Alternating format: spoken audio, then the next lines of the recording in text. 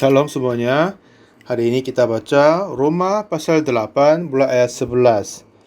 Dan jika roh Dia yang telah membangkitkan Yesus dari antara orang mati diam di dalam kamu, maka Ia yang telah membangkitkan Kristus Yesus dari antara orang mati akan menghidupkan juga tubuhmu yang fana itu oleh rohnya yang diam di dalam kamu. Jadi saudara-saudara, kita adalah orang berhutang, tetapi bukan kepada daging, supaya hidup menurut daging.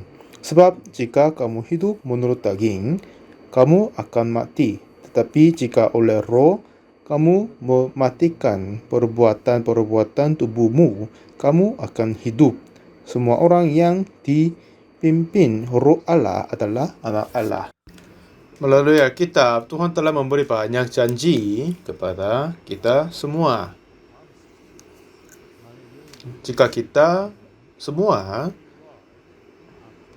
apa saja yang kita berbuat dosa dan kejahatan sebelumnya, betapa orang yang membuat kejahatan dahulu, tetapi firman Tuhan adalah sesungguhnya firman sendiri.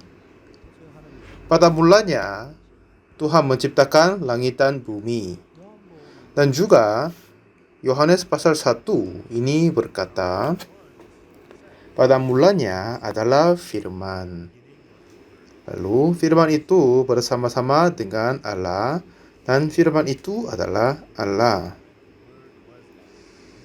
Dan lalu berkata,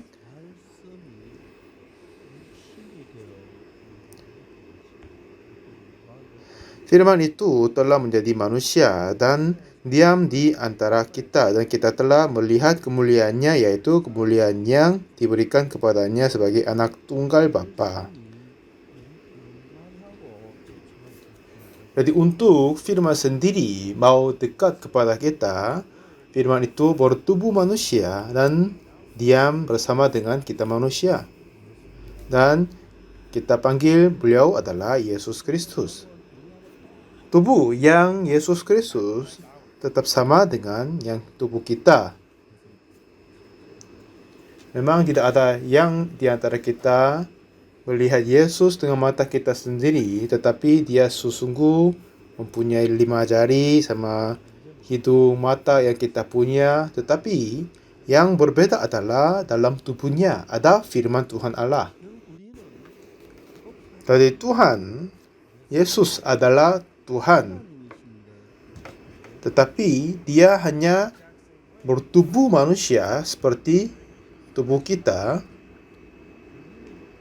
Kita hanya tubuh sendiri, tetapi menerima firman dalam hati kita. Memang susulannya agak berbeda, tetapi Tuhan Yesus adalah firman sendiri, tetapi bertubuh manusia. Kita semua adalah tubuhnya saja dulu, tetapi lalu menerima firman Tuhan. Susulannya agak berbeda, tetapi seperti tubuh Yesus sudah ada firman Tuhan Allah. Dan kalau kita juga menerima firman itu di dalam tubuh kita, dan firman itu berada di dalam hati kita, yang ada di dalam tubuh kita. Kalau gitu, kita sudah menjadi anak Tuhan, anak Yesus. Dan kita berkata, yang siapa yang mengutuskan dan dikuduskan berasal dari satu. Ya itulah sebabnya tidak malu menyebut mereka saudara. Jadi artinya di dalam tubuh kita, hati kita ada firman Tuhan. Dan firman Tuhan yang ada di dalam kitab suci, dan kita terima dalam hati kita dengan iman. Setelah kita menerima firman Tuhan di dalam hati kita dengan iman, siapa saja di antara kita akan menjadi orang yang dinyatakan kemuliaan Allah seperti Yesus. Tetapi untuk soal ini, kita masih mempunyai banyak pikiran-pikiran manusiawi. Akhirnya, permasalahan adalah kita tidak bisa hidup oleh iman. Hari ini, di Yohanes pasal 11, ada cerita kematian Lazarus. Dan Yesus datang ke Betania. Dan pada saat Yesus terdengar kabar bahwa Lazarus sudah mati. Sebenarnya, setelah Yesus mendengar cerita bahwa Lazarus sedang sakit, dan Maria dan Marta, adiknya, dan mengutus seseorang untuk panggil dia untuk sembuhkan saudaranya. Tetapi Tuhan Yesus tidak datang segera. Oh, kenapa kamu tidak membawa Yesus ke sini? Ditanya mereka. Katanya Yesus tidak datang, jadi dia datang sendirian. Tetapi Tuhan Yesus berkata, dia sampaikan firman bahwa penyakit itu tidak akan membawa kematian, tetapi akan menyatakan kemuliaan Allah. Ini kata Yesus. Mari kita mengunjungi di situ. Pada saat Yesus berkata, ini tidak untuk membawa kematian, tetapi akan menyatakan kemuliaan Allah. Kalau begitu, Lazarus, saudaranya akan mati atau tidak? Kata Yesus, ini tidak akan membawa kematian. Dan kalau mereka percaya ini, mereka tidak akan melihat kematiannya. Saudaranya tidak akan mati. Tetapi mereka apa yang melihat adalah saudaranya makin parah penyakitnya. Akhir-akhirnya saudara Lazarus mati. Dan yang penting adalah saudara itu sudah meninggal, sudah tidak bernafas lagi, dan sudah menjadi tubuh yang mati, dan sudah menjadi dingin tubuhnya. Tetapi masih dalam pikirannya ada firman Tuhan Yesus. Katanya, penyakit itu tidak akan membawa kematian, tetapi akan menyatakan kemuliaan Allah. Misalnya, kalau hati mereka tetap mempunyai firman ini di dalam hati mereka, kalau firman ini masih hidup di dalam hati mereka, bagaimana mereka harus melakukan? Oh, saudaraku ini sudah mati? Iya, tetapi dia tidak mati. Kata Yesus, ini tidak untuk kematian. Ini kiranya dan kelihatannya kematian saudaraku ini. Tapi kata Yesus, ini tidak membawa kematian. Tapi ini kelihatannya kematian dan ternyata kematian. Tetapi apa yang lebih benar adalah firman Tuhan Yesus. Ya, walaupun dia mati, tapi dia akan bangkit lagi. Tuhan Yesus tidak sama sekali berbohong, kan? Kalau gitu, iya, apa yang dia berkata semuanya akan terjadi. Saudara kita akan hidup. Ada yang berkata, apa maksudmu? Orang ini sudah mati, tidak bernafas, ini sudah mati. Oh, bukan. Saudaraku tidak mati. Tuhan Yesus berkata tidak mati. Jadi, kalau mereka percaya begitu, mereka harus percaya begitu. Tetapi lebih dari firman Tuhan Yesus, kita semua melihat keadaan diri sendiri, akhirnya kita menjadi orang yang percaya keadaannya. Sama dengan Maria, Marta, pendeta Pak Koksu juga, dan kita semua begitu. Kalau ternyata mati, kita menganggap mati. Dokter juga berkata, iya, dengan ini akan mati. Tetapi Yesus sendiri berkata, ini tidak akan membawa kematian.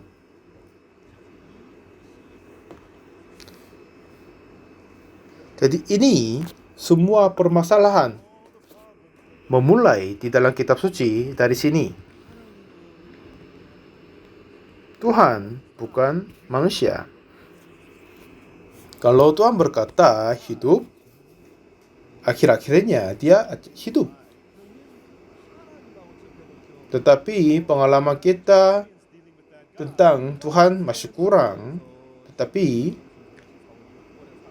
pengalaman kehidupan sehari-hari secara manusiawi, duniawi ini sudah panjang lama sekali. Jadi kita mempunyai pola berpikiran manusiawi. Pola pikiran manusiawi ini adalah seorang terbaring ini sudah tidak bernafas, sudah tidak bergerak jantungnya, tubuhnya menjadi dingin, dan tidak sadar. Pengalaman kita menyatakan orang ini mati. Tetapi firman Tuhan Yesus berkata ini bukan kematian dia. Jadi dari sini semua pengalaman dan pengetahuan yang kita punya, jadi kita menganggap enggak, Lazarus sudah mati. Ini bagaimana kita percaya? Ya, Lazarus, saudara kita sudah mati. Kalau mereka berkata ini, mereka harus tidak percaya kepada Yesus, akhir-akhirnya dapat berkata begitu. Dan permasalahan yang paling susah adalah pengalaman yang kita belajar dan mengalami ini dan firman Tuhan Yesus berbeda. Kalau kita mengetahui keberbedaan ini, kita semua yang dengar khotbah kali ini akan menjadi orang-orang yang hebat sekali. Apa kalian bisa percaya? Sungguh bisa percaya? Nah, jadi kenapa kita mengalami kesulitan? Karena Tuhan Yesus tidak berada di dalam kita. Ya, dia sudah berada di dalam kita. Apakah dia tidak bisa menyelesaikan permasalahan ini? Ya, misalnya kalau mobilnya rusak, kalau ada yang tukang yang memperbaiki baik-baik, saya meminta kepadanya, halo Bapak, tolong betulin ini. Sebentar lagi saya akan pakai mobil. Jadi kalau begitu, saya tidak perlu khawatir karena kerusakan mobil kan. Seperti gitu, kalau kita punya iman kepada Yesus Kristus, apa masalah yang kita menghadapi, tetapi Yesus akan bekerja. Oleh Yesus kita akan lepas permasalahan itu, kita akan menjadi damai seperti tidak sama sekali ada permasalahan dan senang sekali. Tetapi masalah sesungguhnya, banyak para pendeta sering berkhotbah, memberi khotbah dengan pengetahuan manusiawi dan pengetahuan diri lebih dari firman Tuhan yang dari kitab suci. Akhirnya orang tidak bisa menerima iman sesungguhnya. Inilah keberbedaan saja. Jadi kalau kita mempunyai iman kepada Tuhan Yesus, kalian akan menjadi Yesus yang kecil mulai sekarang ini. Mujizat yang pekerjaan Tuhan Yesus yang menyatakan itu akan memulai muncul dalam kehidupan kita. Dan apa saja yang permasalahan kita mengalami dapat selesai dengan iman kepada Yesus Kristus. Sering saya memberi khotbah seperti begitu. Untuk apa? Untuk firman Tuhan dapat hidup, kerja di dalam hatimu. Tapi banyak khotbah dari gereja-gereja saat ini, mereka terus membuat kita berbuat sesuatu yang baik, hidup kudus, mengasihi sesama manusia, melakukan yang baik, sedemikian. Tetapi bukan kita yang harus kerja, tapi Yesus harus kerja. Seperti ada yang bersaksi begitu tentang cerita orang Samaria yang murah hati. Kiranya dia harus menjadi orang Samaria yang murah hati. Itu lucu sekali, ya kan? Seseorang kita sama dengan orang jatuh tangan penyamun, setengah mati. Apa yang kita bisa melakukan sesuatu baik dengan kondisi itu? Di dalam kitab suci, orang Samaria yang murah hati menyatakan tentang Yesus Kristus. Dan kita sendiri adalah orang jatuh ke tangan penyamun. Artinya kita harus menerima keselamatan yang membantu selamatkan kita. Tetapi kita sendiri tidak diselamatkan, tapi bantu orang menyelamatkan, itu tidak masuk akal. Tetapi hampir semua gereja ajar seperti begitu. Kita harus melakukan baik, berusaha baik, mentaati. mempersembahkan sepuluh-puluhan, harus mengasihi sama manusia, menjaga ibadah minggu, dan yang lain-lain banyak sekali. Dan mereka tetap fokus sepertinya. Tapi kitab suci tidak berkata begitu. Bukan kita yang melakukan sesuatu, tetapi Yesus adalah yang melakukan semuanya. Dan Efesus pasal 2, ya kan? Ayat 8 dan 9. Sebab karena kasih karunia kamu diselamatkan oleh iman. Itu bukan hasil usahamu, tetapi pemberian Allah. 9. Itu bukan hasil pekerjaanmu. Mari kita ikut membaca. Itu bukan hasil pekerjaanmu. Ya, katanya apa? Bukan hasil kita, pekerjaan kita. Artinya untuk menerima keselamatan, perbuatan kita tidak dapat berguna. Tetapi banyak gereja saat ini berkata kita harus melakukan sesuatu yang Yesus harus berlakukan biar kita masuk kerajaan surga. Ya, kalau kita bisa melakukan baik, kenapa kita percaya Yesus? Karena kita tidak melakukan yang baik, akhirnya Tuhan Yesus berbuat baik dan kita terima apa yang Yesus berbuat baik untuk kita. Tetapi puluhan tahun orang mengikuti gereja, tetapi masih mereka terus mengaku orang berdosa sepanjang kehidupannya. Mereka mentaati gereja, menjaga ibadah minggu, mengadakan pertemuan doa, persekutuan doa, dan melayani yang lain-lain. Tetapi hati mereka tidak ada iman kepada Tuhan. Kemungkinan iya saya berbuat sesuatu baik, mungkin masuk kerajaan surga. Kiranya mereka begitu. Satu ketika, ya saya pernah ketemu seorang pendeta di Asia Tenggara. Dia dipenjarahi 14 tahun hanya karena dia percaya Yesus saja. Dan selama 14 tahun dia dipenjarahi. Lalu apa yang dia berkata? Pak Pendeta, saya bisa masuk kerajaan surga. Dan saya bertanya dia, bagaimana Bapak masuk ke kerajaan surga? Aku dipenjarahi selama 14 tahun karena percaya Yesus. Dan saya berkata, Bapak Pendeta, Alkitab katanya kita tidak diselamatkan oleh perbuatan kita. Bapak Pendeta dipenjara 14 tahun itu masih perbuatanmu. Lalu Bapak Pendeta ini marah. Katanya, apa kau dipenjarahi? Ya, saya pernah mengunjungi penjara sekali seminggu, puluhan tahun, untuk mengajar narapidana di penjara. Tetapi saya tidak menjadi tahanan di situ. Lalu Pak Pendeta, kiranya Bapak, aku sendiri mengalami kesusahan di dalam penjara. Anak-anakku menjadi seperti pengemis di pinggir jalan. Dan istriku, dia makan di pinggir jalan, ambil sampah, yang seperti yang pengemis. Tetapi walaupun begitu, aku tidak bisa masuk kerajaan surga. Maksudmu? Ya, kerjaanmu bagus, hebat sekali.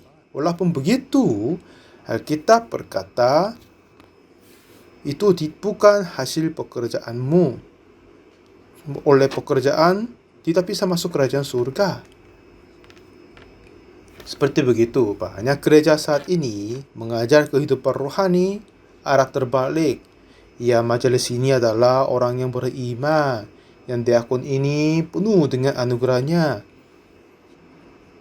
Ada yang berkata, ya dia bagus pelayanannya.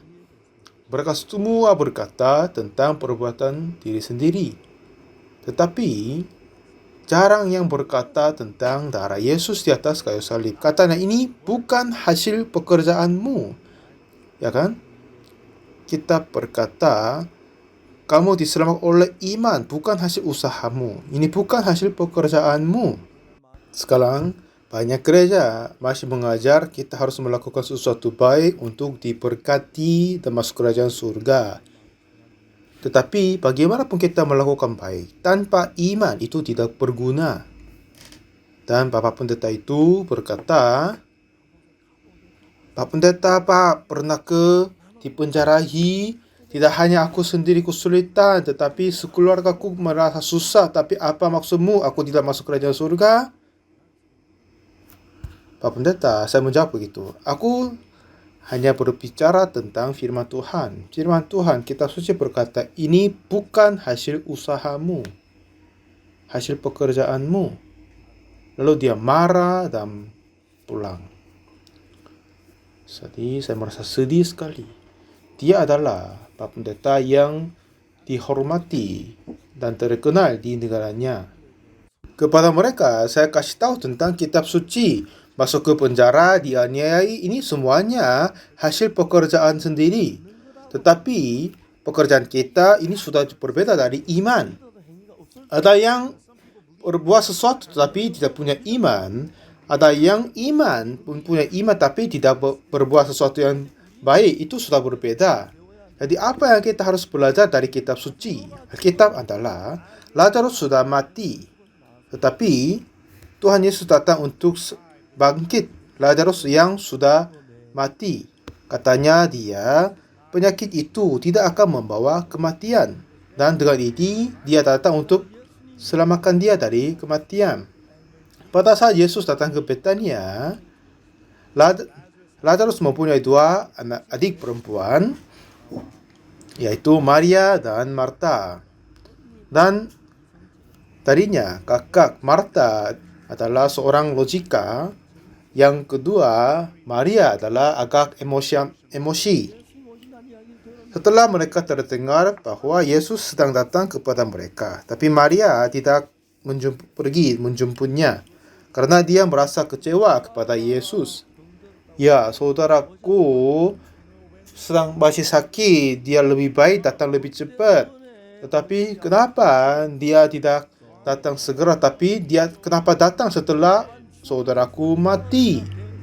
Sudah 4 hari berlalu setelah kematiannya. Jadi Maria merasa sangat-sangat kecewa kepada Yesus Kristus. Dulu Yesus mengasihi kita, tetapi Lazarus waktu masih sakit, kenapa Tuhan tidak datang? Dengan begitu dia merasa susah dan marah kepada Yesus. Dan Marta, walaupun dia merasa kecewa, tapi tetap pergi menjemput Yesus. Lalu Tuhan Yesus menemui Marta, dan kata Marta adalah, jika engkau ada di sini, saudaraku tidak akan mati. Artinya, kenapa engkau tidak datang pada saat dia masih hidup, tapi kenapa datang sekarang? Saudaraku sudah mati. Setelah mati, kenapa engkau ada di sini? Kenapa? Tuhan Yesus datang untuk bangkitkannya, tapi Marta berpikir, dan Tuhan Yesus bisa sembuhkan pada saat Marta Lazarus masih sakit, tapi tidak percaya Yesus bisa bangkit yang dari antara orang mati. Jadi dia merasa kecewa. Dia tidak percaya Yesus bisa bangkit yang mati. Dan Yesus berkata, saudaramu akan bangkit. Tapi itu tidak dipercayai kepadanya. Ini sudah 4 hari. Kematian sudah berbau, katanya. Akhir-akhirnya Marta tahan diri dan berkata, iya, aku tahu bahwa ia akan bangkit pada waktu orang-orang bangkit pada akhir zaman. Yesus berkata akan bangkit segera. Tapi Marta berkata mungkin ribuan tahun yang lagi, akhir-akhir zaman akan bangkit. Tuhan Yesus berkata, akulah bangkit dan hidup. Barang siapa percaya kepadaku, ia akan hidup walaupun ia sudah mati.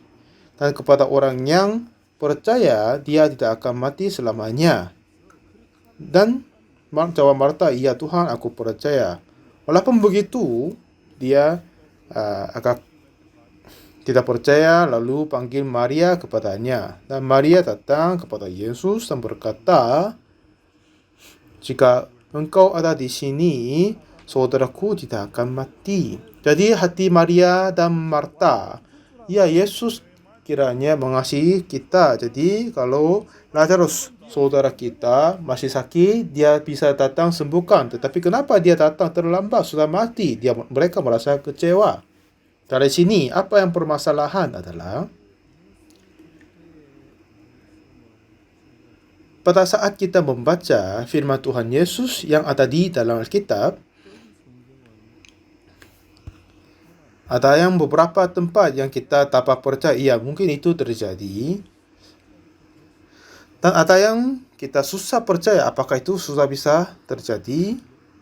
Seperti yang contohnya, ada memberi makanan 5.000 orang dengan 5 roti jelai.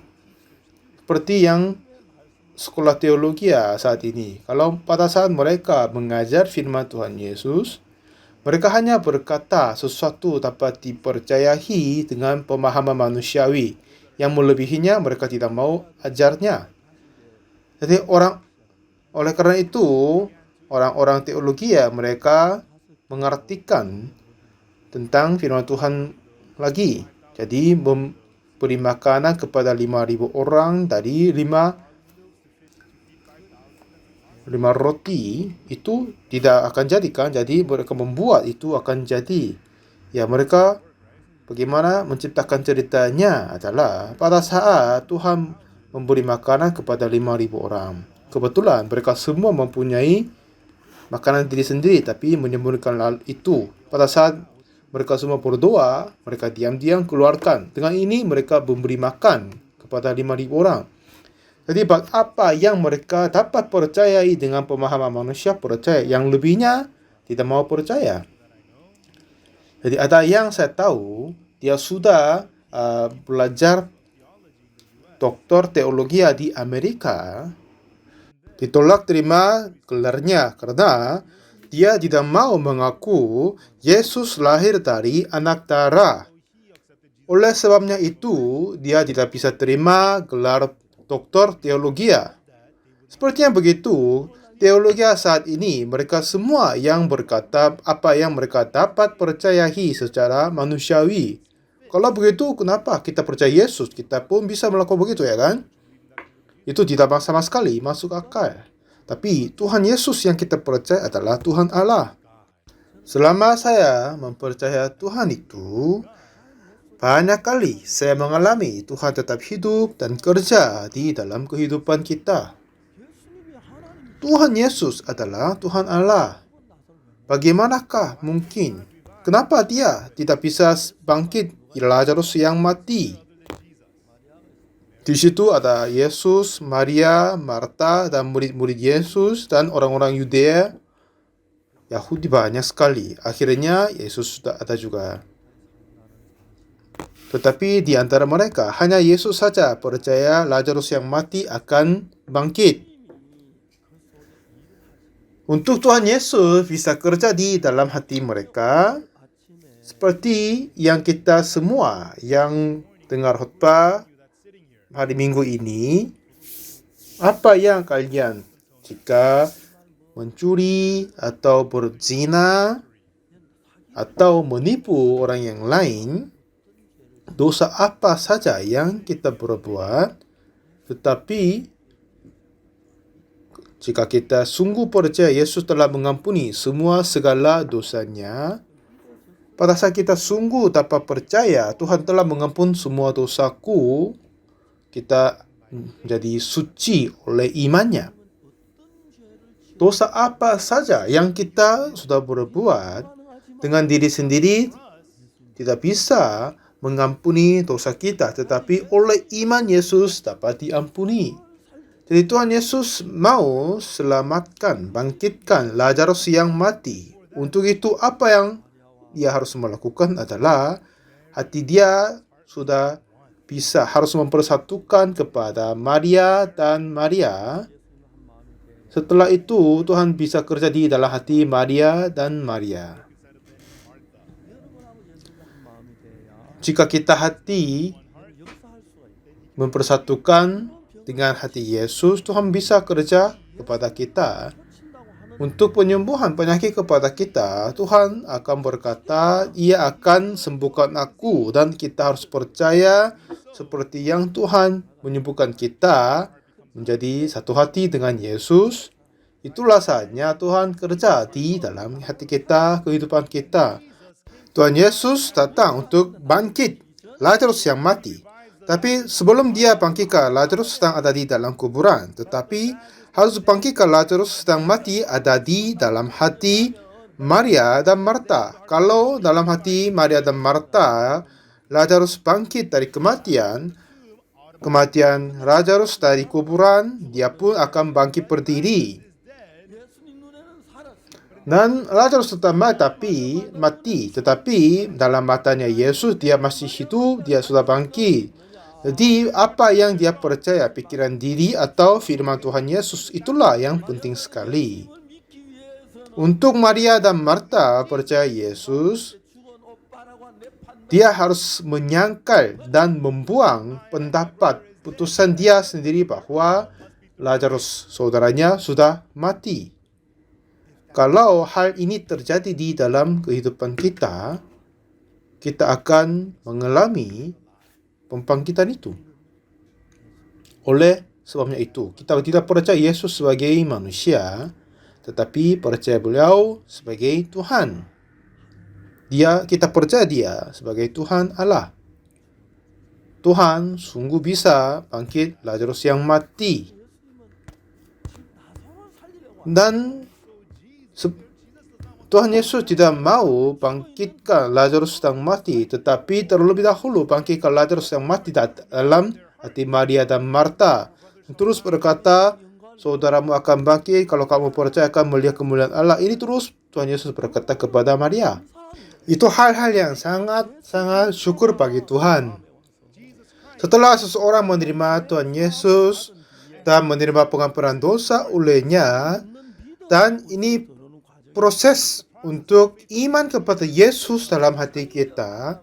Sebelumnya ada satu tembok yang memblokir kita kepada Yesus, adalah pikiran kita sendiri. Kalau kita menghapuskan pikiran kita, Tuhan Yesus menjadi satu dengan hati kita. Kalau kita cari satu firman Tuhan di Matius 9 ayat 1, sesudah itu naiklah Yesus ke dalam perahu lalu menyeberang. Kemudian sampailah ia ke kotanya sendiri. Maka dibawa oranglah kepadanya seorang lumpuh yang terbaring ke tempat tidurnya. Ketika Yesus melihat iman mereka, berkata ia kepada orang lumpuh itu, percayalah, hai anakku, dosamu sudah diampuni.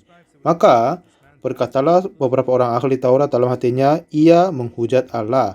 Tapi Yesus mengetahui pikiran mereka lalu berkata, mengapa kamu memikirkan hal-hal yang jahat di dalam hatimu?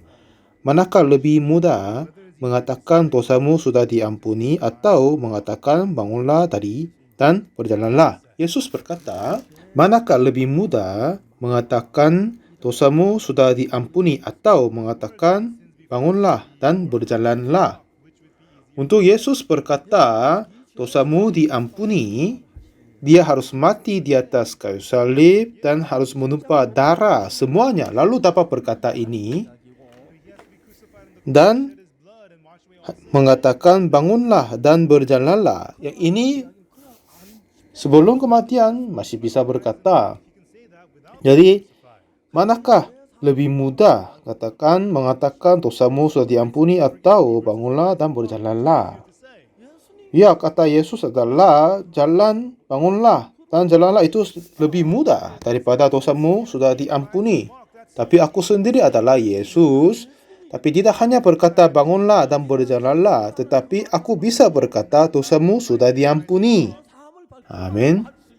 Kalau kita percaya firman itu, mujizat yang terbaik akan dinyatakan di dalam kehidupan kita. Yang penting adalah di dalam pandangan kita sendiri, kita semua orang berbuat dosa, bagaimana mungkin disembuhkan, disucikan dari ini? Ini pikiran kita. Tapi Tuhan Yesus bukan manusia, dialah Tuhan Allah. Dosamu sudah diampuni, kata dia. Kalau dia berkata begitu, dosanya sungguh diampuni, kita sudah menerima pengampunan dosa. Inilah bagaimana kita harus percaya. Amin. Amin. Jika kita melihat pikiran diri sendiri, ya aku pernah berbohong kemarin, hari ini mencuri, dan membenci teman yang lain. Kiranya aku masih punya dosa. Tetapi Tuhan berkata, dosamu sudah diampuni. Jika Tuhan sungguh berkata begitu, kita adalah sudah menerima pengampunan dosa.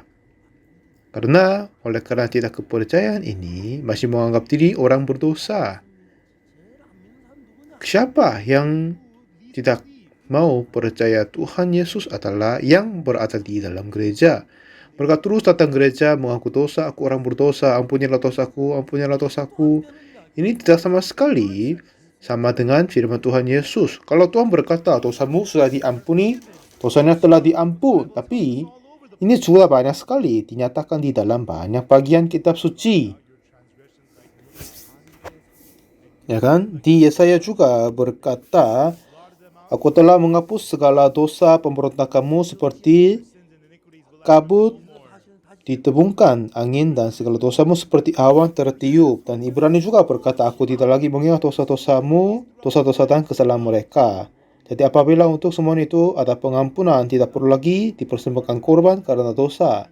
Kita harus meninggalkan pikiran diri dan harus masuk ke dalam firman Tuhan. Tapi masih banyak yang berada di dalam pikiran dirinya sendiri.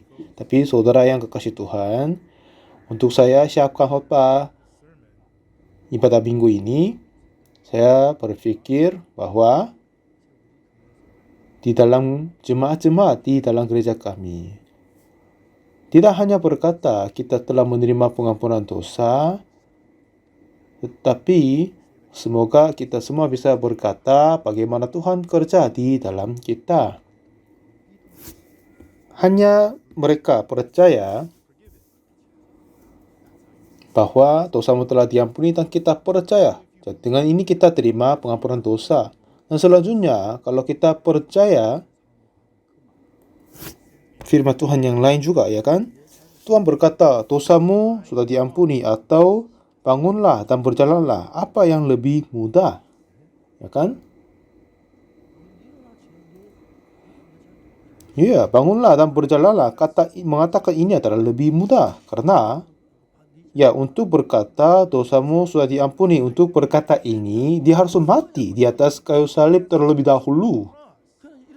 Tetapi, berkata dia, bangunlah dan berjalanlah, dia hanya yang berkuasa datang kepadanya tanpa kematian, tanpa penumpahan darah bisa berkata begitu. Dan Tuhan telah mengampuni dosa kita dan katanya dosamu telah diampuni. Ya, kalau Tuhan Yesus berkata sungguh dosa kita telah dihapuskan, diampuni. Ini kata Tuhan Yesus. Dan ini sudah sama dengan Tuhan Yesus berkata kepada saya juga. Ini bagaimana cara kita percaya. Kalau kita semua percaya begitu, memang kita mempunyai kesulitan dalam kehidupan kita sehari-hari. Ada yang kena kanker, ada yang saudari kena kanker dan dapat operasi tapi kena ulang. Memang hal ini bisa terjadi, tapi apa yang kata Yesus adalah dosamu sudah diampuni. Ya, dosa kita telah diampuni kan? Ya, itulah yang kita harus percaya. Benar kan? Dan lalu berkata, bangunlah dan berjalanlah. Ya, kata ini tanpa kematian Yesus di atas kayu salib juga bisa berkata begitu. Ini lebih mudah dari dosamu telah diampuni. Tapi masalahnya orang tidak mau percaya. Maria dan Marta tidak mau percaya. Yesus berkata, angkat batu itu. Tapi Marta berkata apa? Tuhan, ia sudah berbau sebab sudah 4 hari ia mati. Jawab Yesus, bukankah sudah aku katakan kepadamu, jikalau engkau percaya, engkau akan melihat kemuliaan Allah.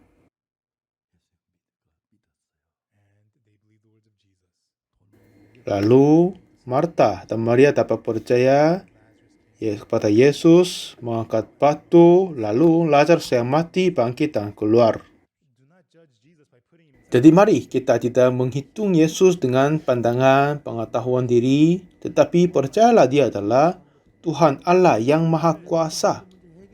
Tidak hanya mengampuni dosa kita, dan juga menyelesaikan semua kesulitan yang kita mengalami.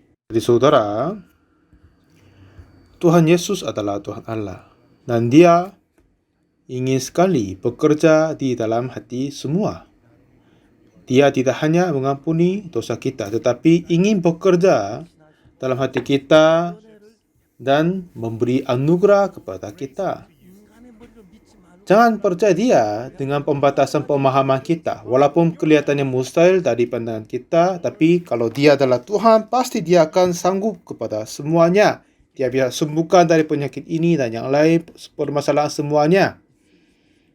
Ya, memang kita sempat mengalami kesulitan, ya kan?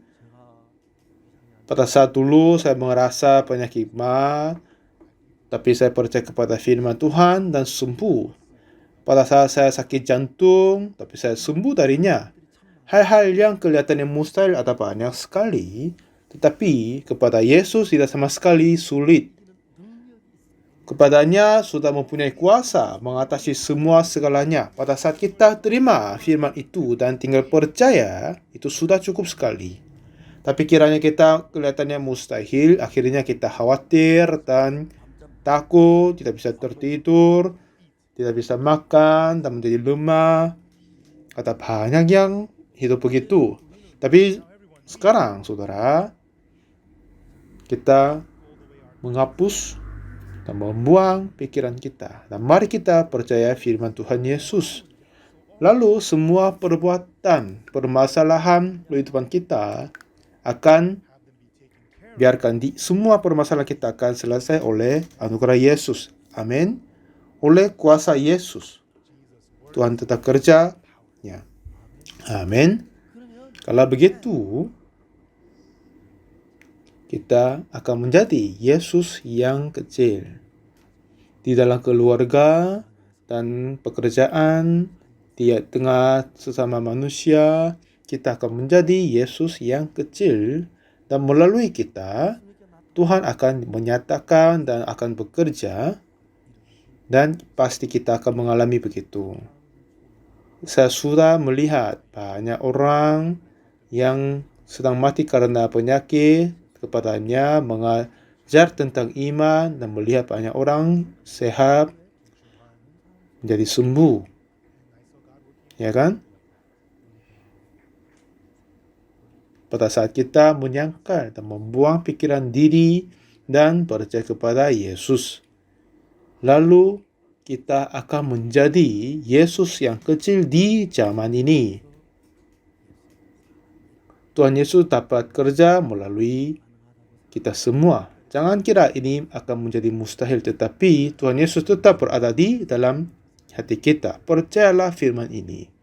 Dan kalau kita hidup oleh iman di depan Tuhan, kita akan menjadi berubah, orang-orang yang terbaru. Apa kalian sungguh bisa percaya? Saya harap kita semua diperbarui dan mari kita mempunyai iman kepada semua permasalahan dan pekerjaan. Lalu firman Tuhan dan Tuhan Yesus sendiri menyatakan di dalam kehidupan kita, kesulitan, permasalahan apa yang kita mengalami, Tuhan akan tetap kerja. Dan kita sungguh menjadi anak-anak Allah dan menyatakan Tuhan Yesus dan memuliakan kepada Yesus dan Tuhan dan hidup untuk Yesus. Dan Tuhan akan hidup untuk kita dan kita semua akan menjadi anggota tubuh Yesus yang berbahagia. Amin. Apakah kita sungguh bisa percaya? Ya, mari kita membuang semua yang kita mengetahui secara teori. Marilah kita mengenal firman Tuhan lebih baik dan percaya dan menjadi satu hati dengan Yesus Kristus dan hidup dengan kemuliaan Tuhan. Saya selalu membayangkan hal itu terjadi kepada saudara ini, dapat hidup untuk iman oleh kuasa Yesus dan menyatakan kuasa Yesus dan akan menjadi Yesus kecil di zaman ini. Kita semua satu dalam Yesus Kristus. Tinggal kita percaya. Tuhan akan tetap bekerja. Amin. Terima kasih banyak.